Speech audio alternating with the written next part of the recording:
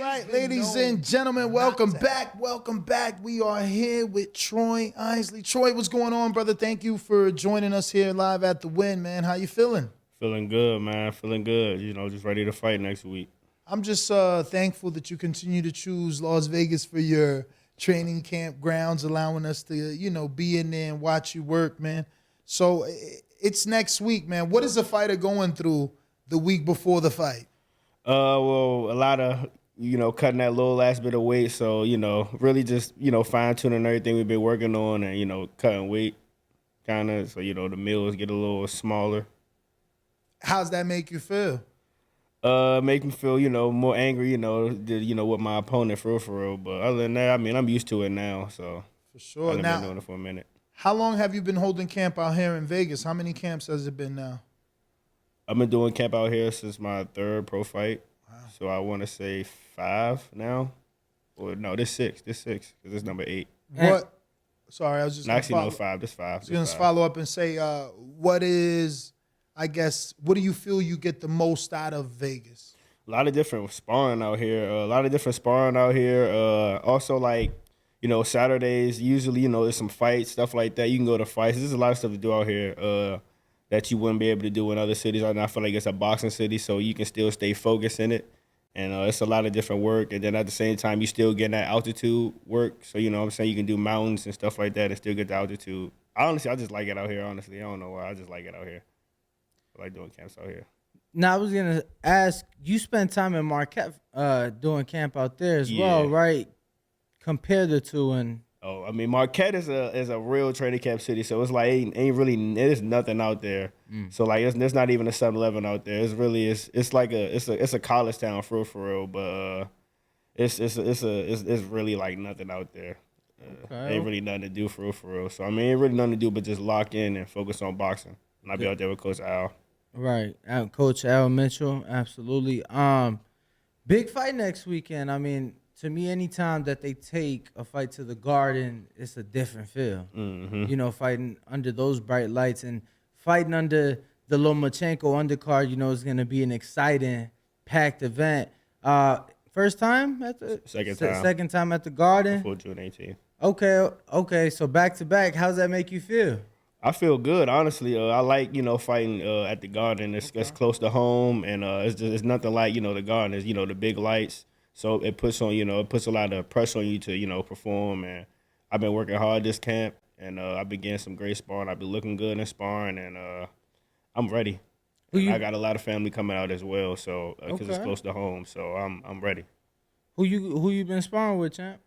So I mean, I've been getting a lot of different looks. At first, I was sparring a dude that was similar to my opponent at DLX, and then I work with him, and then I work with Nico, and then these last past 2 weeks, I've been going to Top Rank, and this Top Rank is stacked. I honestly don't know the names of the people, but I've been getting a lot of, you know, different type of looks. Nico is 60-pounder, right? Yeah. You fighting at 54, right? No, I'm doing 60. So you doing 60. Yeah. So you done, because I know you've been like in between. Yeah, I've been trying to do in between, but I didn't like. I got down to 50. Just my last fight. I didn't like how I felt, so I was just like, we might as well just stay at 60. I was fighting 65 in amateur, so ain't no point. I feel like I'm skillful enough to fight 60. But you haven't ever weighed in at 60, right? The highest has been what, your last, not your last fight, but the second to last, which would be Dante Stubbs. You was like 58. Yeah, that's because he came overweight. But the fight was supposed to be at 58, but he came overweight, so we weighed in a little heavier. So middleweight it is. Yeah. Okay. But I mean, I've been fighting middleweights. Like, they haven't been giving me, like, I think my first 2 fights I made for super welterweights, but ever since then, they been giving me middleweights.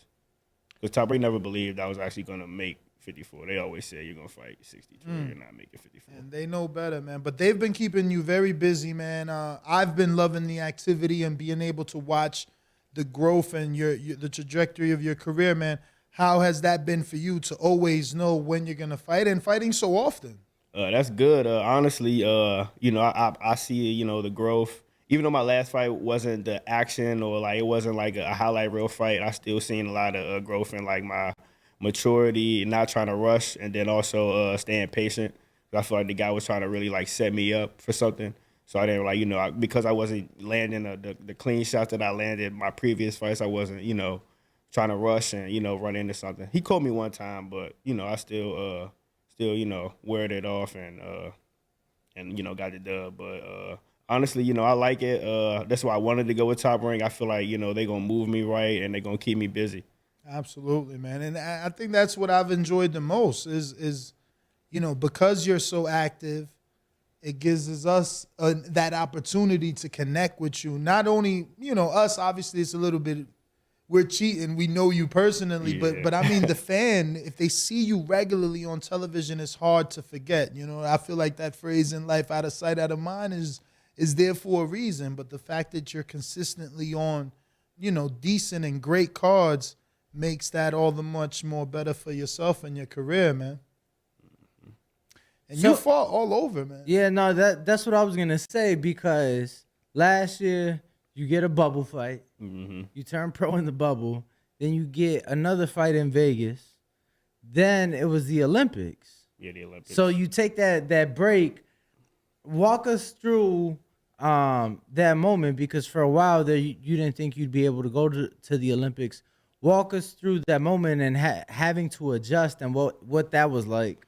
Well, I mean, when I got the call that I was going, I was psyched. Honestly, I ain't gonna lie. Like growing up, I always wanted to be an Olympian growing up. But at the same time, like even when I lost at the trials, I always had like that thought in my mind, like it's not over. Ain't no way it could be over. So I mean, I was injured at the trials, so I still fought through my injuries. And 2020, I got healthy. Got my surgeries on both of my shoulders, and honestly, when I got the call, I was hyped, and I still had to fight June 12th. I got the dub, and then I went to the Olympics. Honestly, the transition was announced like that fight week, wasn't it? Yeah. Wasn't it like the same week? It was the same week. It was the exact same week as fight week. And honestly, it was kind of hard getting used to the pace, because I mean, I had worked 2 years, like kind of like 2.5 years or a year and a half, like trying to get used to the pro style. So.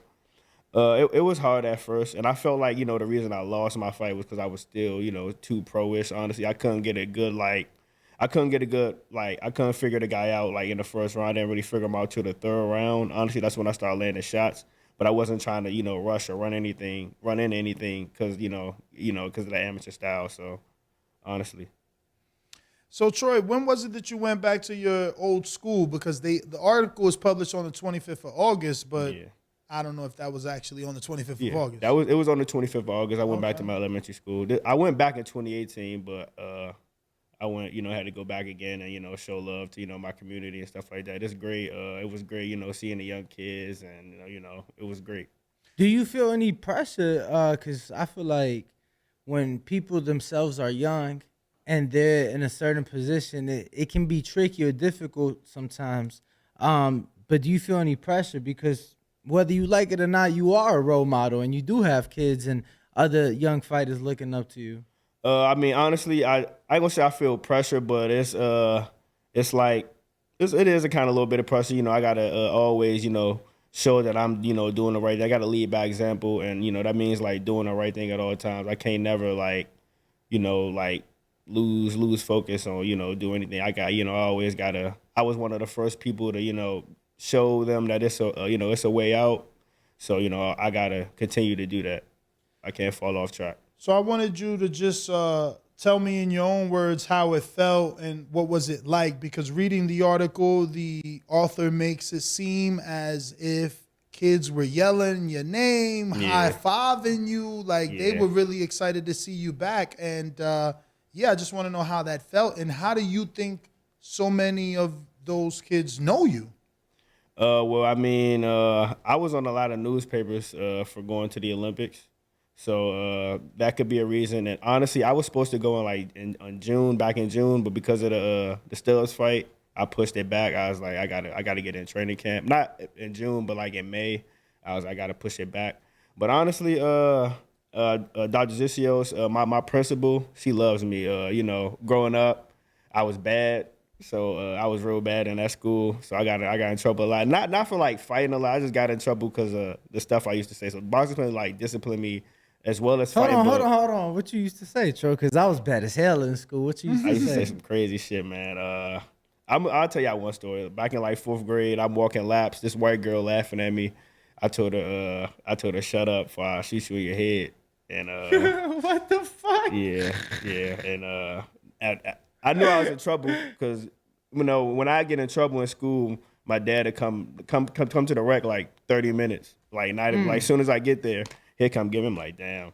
I know I'm in trouble. He's like, why would you tell that little girl that? And then, it's police there the next day, and I'm in school suspension and stuff like that. But I had a lot of stories. But my principal does a lot of work of like, getting me known in the community and, getting my name out there. So, and also my teammate Dara, my old teammate as well, she does a lot, getting my name out there, to the mayor and stuff like that. So a lot of kids, then, honestly, I didn't really, so like each fight, my stock kind of raises up. So like I'll be like just walking to the store or doing something and somebody, oh, hey Troy, and I'm like, damn, like shit, it feels good though. It feels good. Wait, so you still live in Alexandria?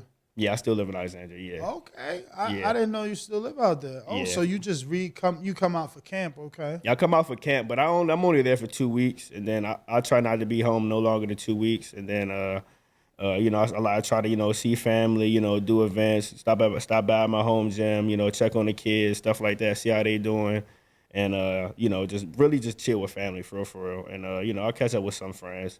But, when the time comes. Yeah. Where do you think you'll buy your first home? This right here is one of the places. Either here, maybe Houston. I like Florida, but Florida, them hurricanes, they destroy my house. I don't know. But wait. So you have family back in Florida right now? Nah. So you talking about an older hurricane?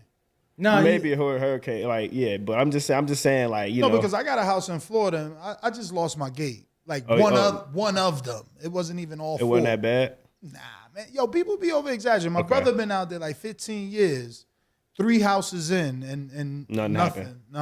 Okay. And let me tell you, my wife was going crazy. Like, oh, we should hire somebody to, because you could board up the window. Like, man, fuck it. What we paying insurance for? You know what I'm saying? I left it like that. Ain't nothing come flying through the windows or nothing. Okay. So I mean, I'm not. I mean, hey, I got lucky too. I got lucky because I seen Fort Myers was looking crazy. It got flooded out there. So you said Houston? Is that?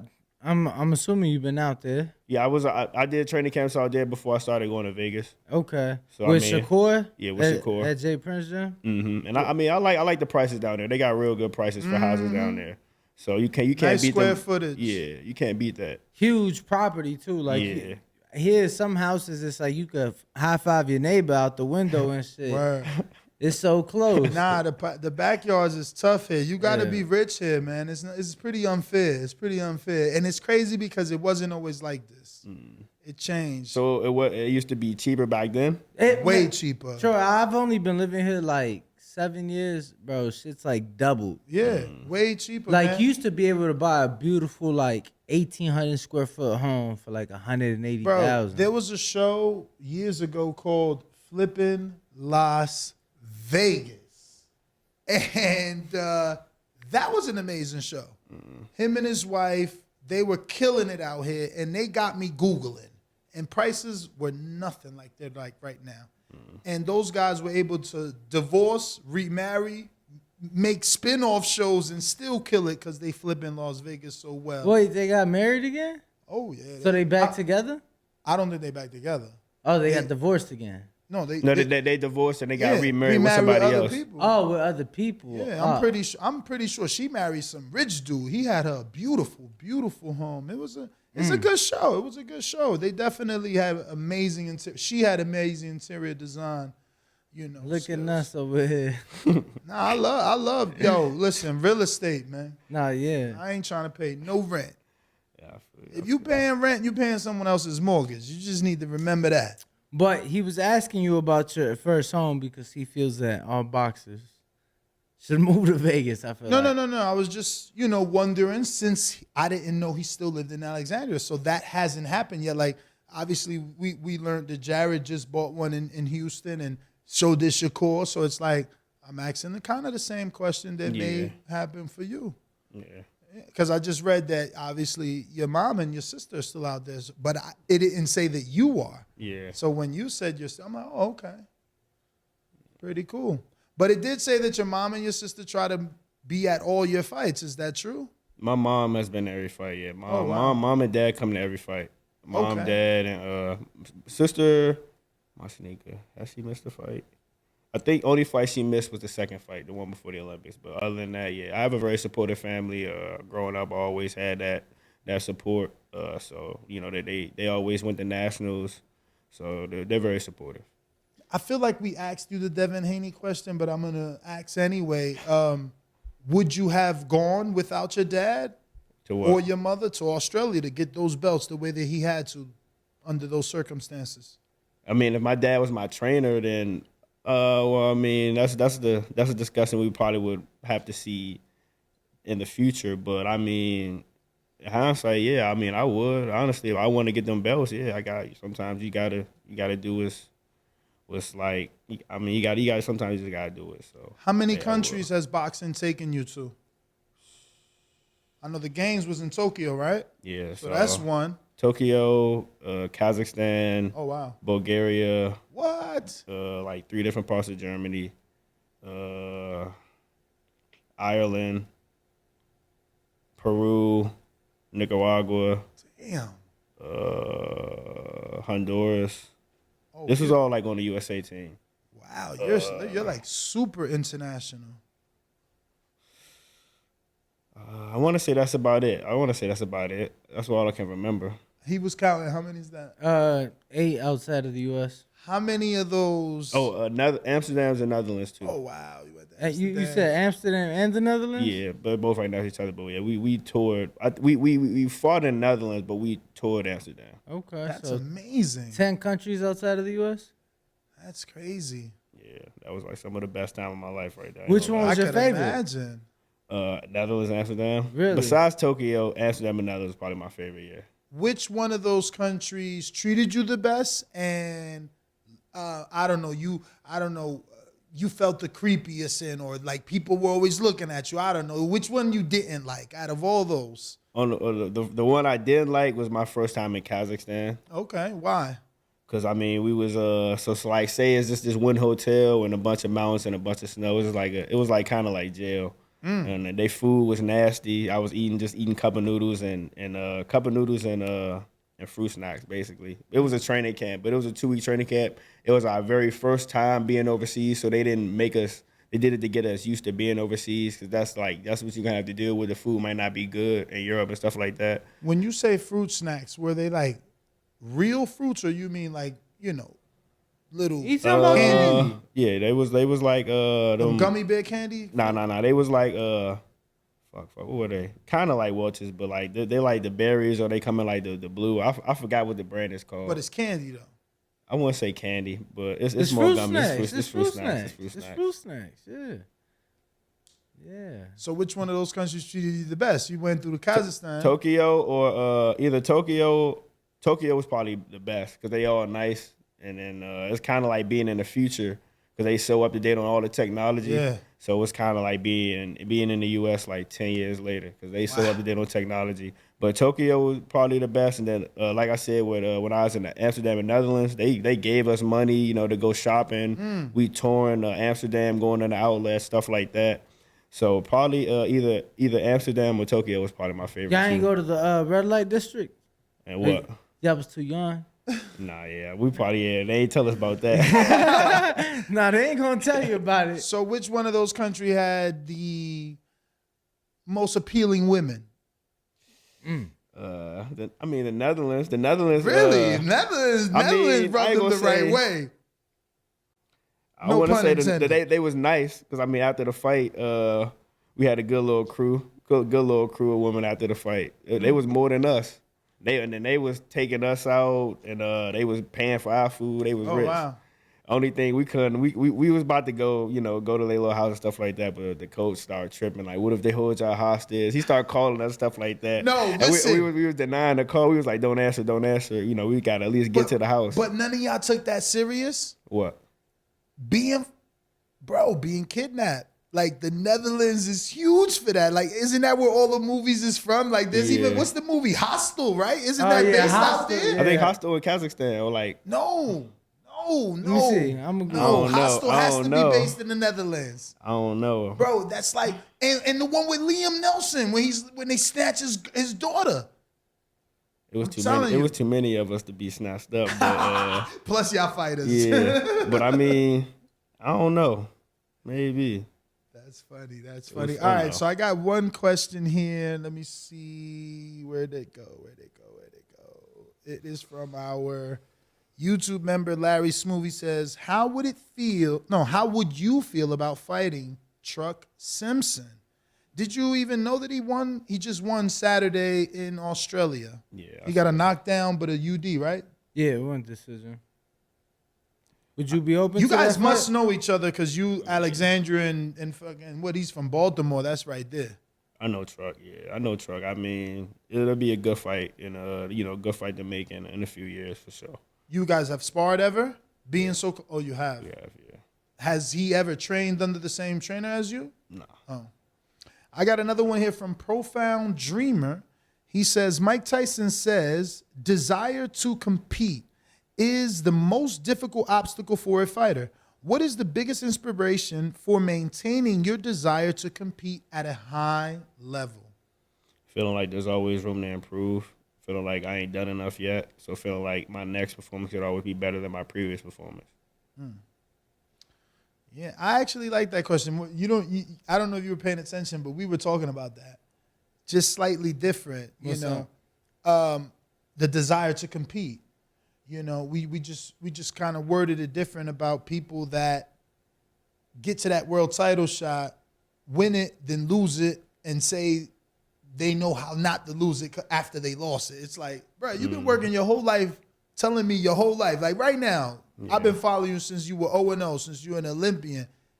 Your whole goal is to get a world title. Yeah, so if you win that world title and you lose it, and you tell me, nah, Ness, I mean, I just fucked up because I was young and I wanted. I'm like, bro, you was young. You was one when you won it. Your whole life. Yeah. So desire to compete has to always be there. Once you win the title, then the desire has to change to defend that title. Then the desire has to change to unify that title and to undispute that title. How'd you forget the UK? You was just out there. Yeah. Damn, 11. I did forget the UK, but I like the UK. So the UK is top 10 in kidnapping. But Whoa. The Netherlands is not. So Jeez. Turkey is number 1. Oh my God, and I wanted to go there. Yo, they was just trying to fly me out to Turkey. They were probably gonna kidnap me. Bro, look, so they was trying to fly me out. They said they'd pay for the hair plugs and everything. They just wanted me to document it. And what if that was all a lie to get you there to kidnap? Bro, they was trying to sell like my organs and shit on the black market. That's crazy. Damn, how much you think my organs would have sold for? Nah, like a liver gotta be like worth at least 25. Yeah, no, my dad was on me about not doing too much in the UK. He was on me about it. Like, it's crazy out there. I didn't know it was that crazy with the kidnapping. Did you have fun though? I had fun. I wish I would have seen the fight, but I had Did you go to Nando's? I did. I got some chicken. Yeah. Yeah, I got some good chicken. Was it as good as people say? Because they try to act like you got to go to the UK. If you go to the UK, you got to have Nando's. It ain't that. Nah, it ain't as good as they say. It ain't that. Preferably I would get the barbecue chicken if I went. Okay. The last time I went, I got the barbecue chicken. That was pretty good. I was like, yeah, no. Have you had Nevada chicken out here? Yeah, I had that. Is it better? It's about the same, honestly. I like Nevada chicken a little better, though. I was about to say that, too. Have you gone to the one over there by Silas Gym, or you going? Yeah, I went to the one by Silas Gym. Okay. Yeah, that shit fire. That's the one. Even though the other one is like way uppitier, right? The one by the Hooters. Yeah. There's one by that Hooters. Nice and clean over there. Yeah, nice. Cause that Spanish one, the one I saw you at. Yeah. The Hooters I saw you at. Yeah, it's another Nevada chicken around the corner from there that's really nice and pretty big and spacious and clean. But I didn't get the chicken when I went to Nevada. I got like the ribs. I ain't gonna lie. Oh no, you gotta get the chicken. You gotta get the chicken. The ribs was on point. Have you had? I like the ribs. I feel like I tried the ribs and it wasn't as hitting, man. It wasn't. I don't know if I've got the ribs, but I love the chicken. Yeah. Definitely love the chicken. No, the chicken good. I've tried it, but like Kay's probably got it for me, and I tried it. Speaking of chicken, who are you using during camp? I use Perfecting Athletes. Oh, okay. So they cook for you. Yeah. Oh, wow.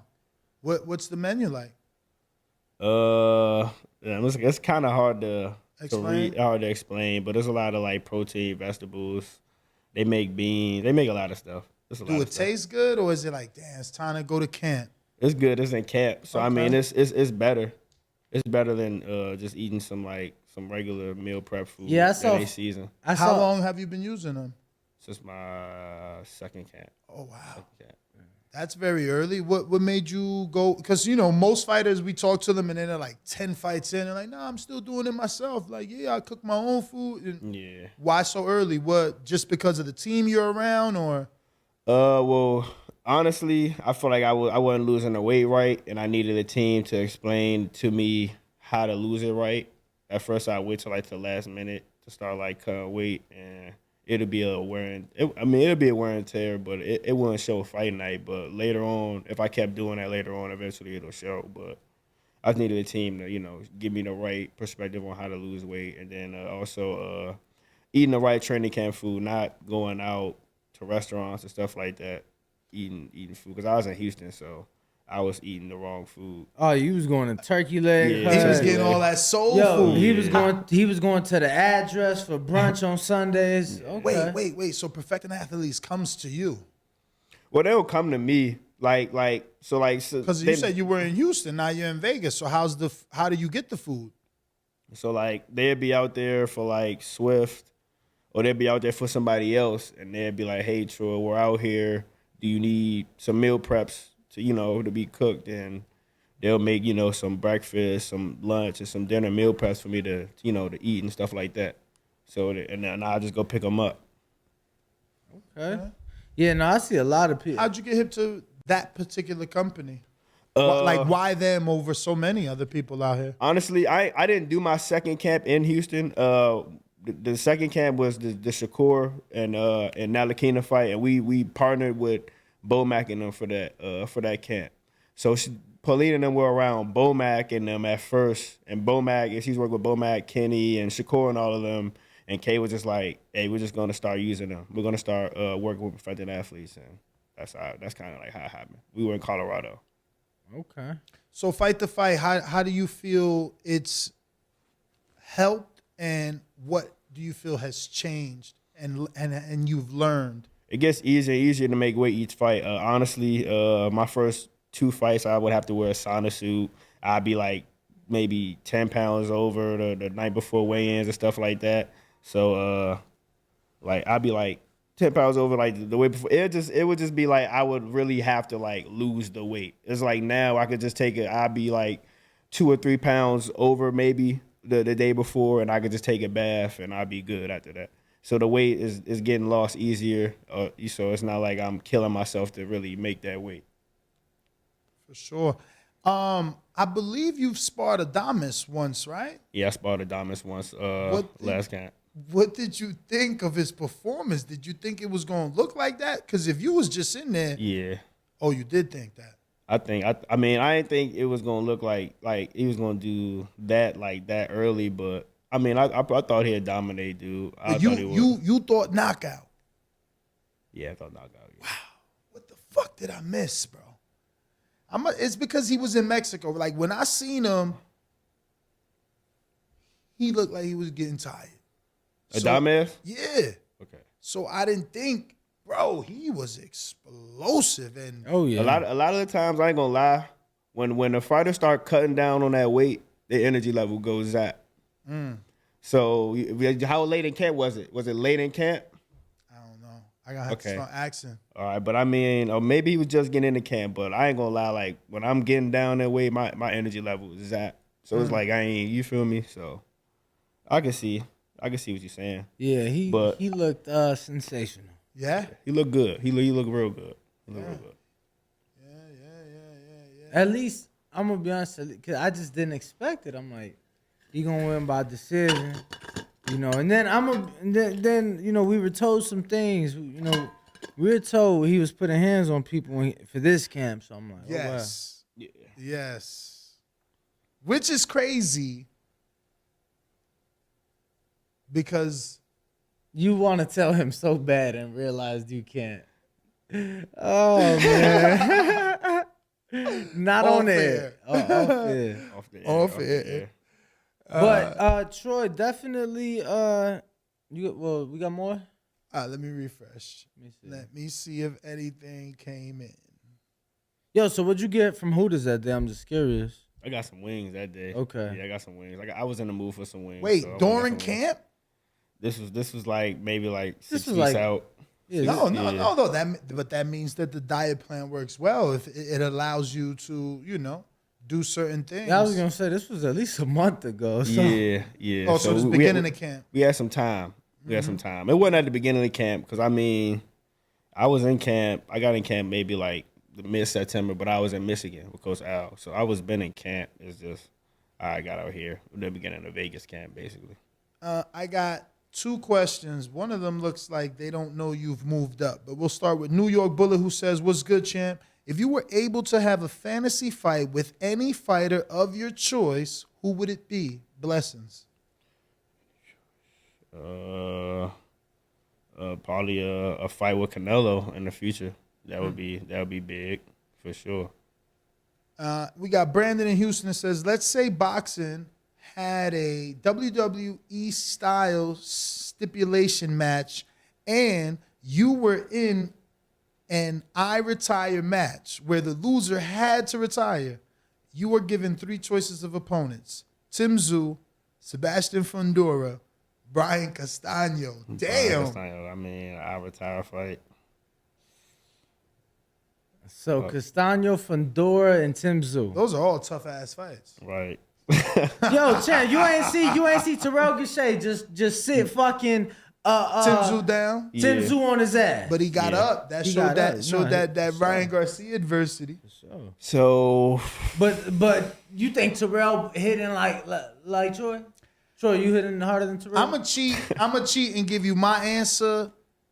I would say Tim Tszyu. I would say If Tim is around when you're fighting at that level, that means he's a big name. He's a son of a legend. That means he might have beat Charlo or had a great fight with Charlo.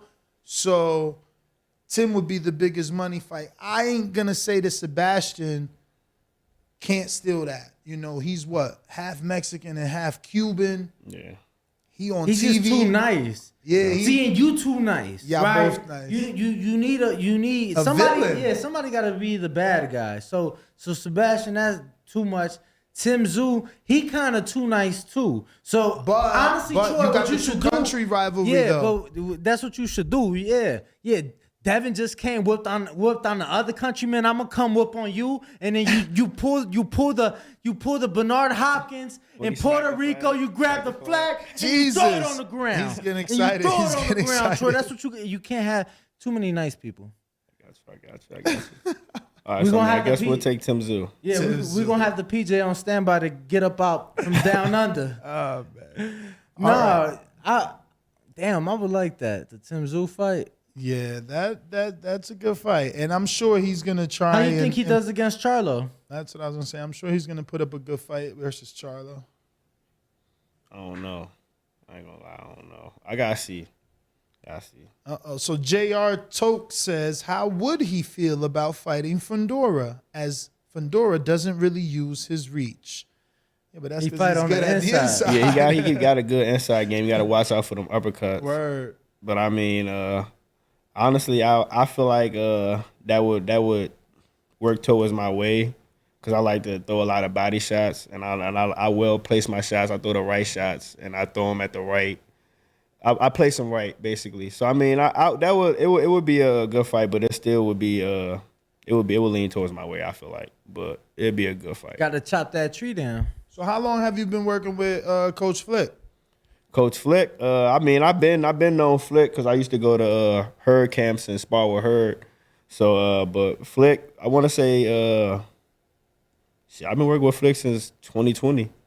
Since when he was down in Houston, he'd come down. So I mean, I've been working with Flick for a while. I mean, Flick got very good rapport.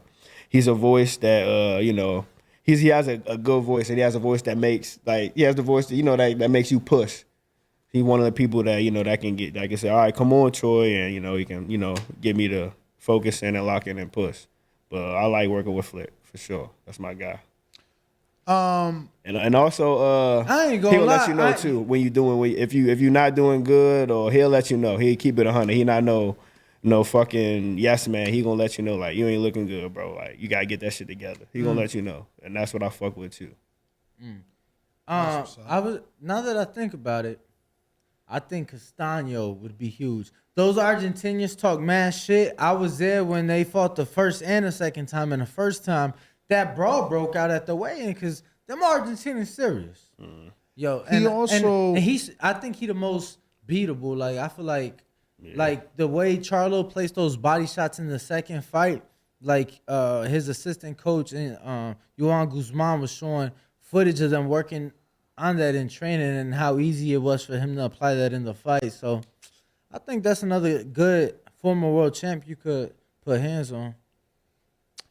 I was gonna say what I like about Castaño is that he's got like the whole Tony Montana thing going on. Even though he's not Cuban, he's Argentine, but he wears the glasses. He talks slick. The colorful shirts, he'll have them opened up. Yeah, just showing the hamburger meat and shit. So yeah, man, he's all right, man. That's not a bad villain. And he's a puncher, so people always love punchers. But Troy, those are all our questions. We're gonna go ahead and wrap up. YouTube family, don't forget to hit that like button. Subscribe to the YouTube channel. Help us get to that 1 million subscribers. We're on the road to 1 million. And obviously, we have other great content on our Patreon channel. So since this video is over, head on over to our Patreon and check out all the exclusive content or right here on our YouTube members.